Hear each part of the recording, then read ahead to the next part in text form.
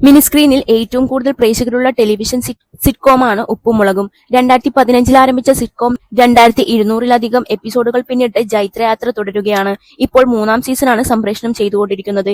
ബിജു സോപാനം, നിഷ സാരംഗ്, ജൂഹി റുസ്തഗി, ഋഷി Alsabith, Shivani, baby Ameya, baby Nandootty തുടങ്ങിയ ഒരുപാട് കലാകാരന്മാരുടെ തലവര തന്നെ മാറ്റിയത് ഉപ്പുമുളകാണ്.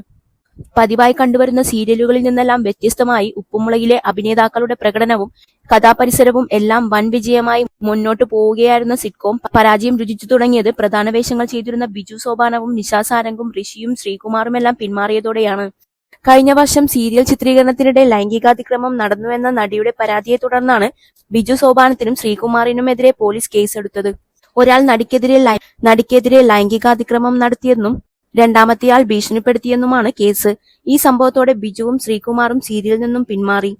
നിഷ സാരംഗും ഉപ്പുമുളക് ടീമുമായി സഹകരിക്കുന്നില്ല. ഋഷിയും സീരിയൽ അണിയറ പ്രവർത്തകരുമായുള്ള അഭിപ്രായ വ്യത്യാസങ്ങളെ തുടർന്നാണ് സിറ്റ്കോമിൽ നിന്നും പിന്മാറിയത്. ബാലുവും നീലുവും മുടിയനുമൊന്നും എപ്പിസോഡിൽ പ്രത്യക്ഷപ്പെടാതായതോടെ പ്രേക്ഷകർക്കും സിറ്റ്കോം കാണാനുള്ള ആവേശം നഷ്ടപ്പെട്ടു. റേറ്റിംഗിലും ഉപ്പുമുളകും വളരെയധികം പിന്നിലായി. റേറ്റിംഗിൽ കൂപ്പുകുത്തി വീണ സിറ്റ്കോം ഉയർത്തെഴുന്നേറ്റത് നടൻ സിദ്ധാർത്ഥ് പ്രഭു സിദ്ധു എന്ന കഥാപാത്രമായി സീരിയലിൽ രംഗപ്രവേശം ചെയ്തതോടെയാണ്. ജൂഹി റുസ്തഗി അവതരിപ്പിക്കുന്ന ലച്ചു എന്ന കഥാപാത്രത്തിന്റെ ഭർത്താവ് റോളാണ് സിദ്ധാർത്ഥ് പ്രഭു ചെയ്തിരുന്നത്.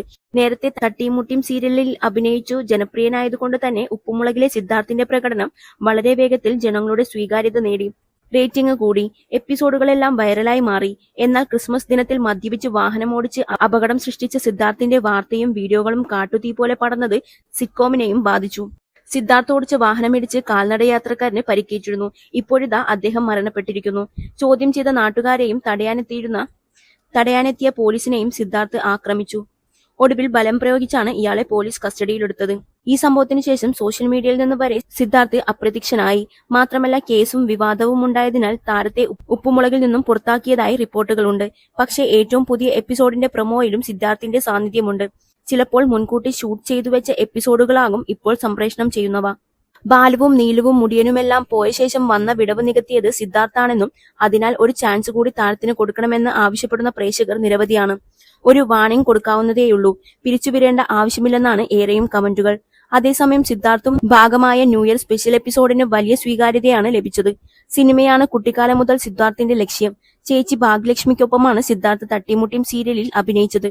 സ്വന്തമായി ചില ബിസിനസ്സുകളും താരത്തിനുണ്ട്. തട്ടിമുട്ടിയ്ക്കു ശേഷം പഠനത്തിലാണ് ഭാഗ്യലക്ഷ്മി ശ്രദ്ധ കൊടുത്തത്. നഴ്സായ ഭാഗ്യലക്ഷ്മി ജോലിയുടെ ഭാഗമായി ഇപ്പോൾ വിദേശത്താണ്.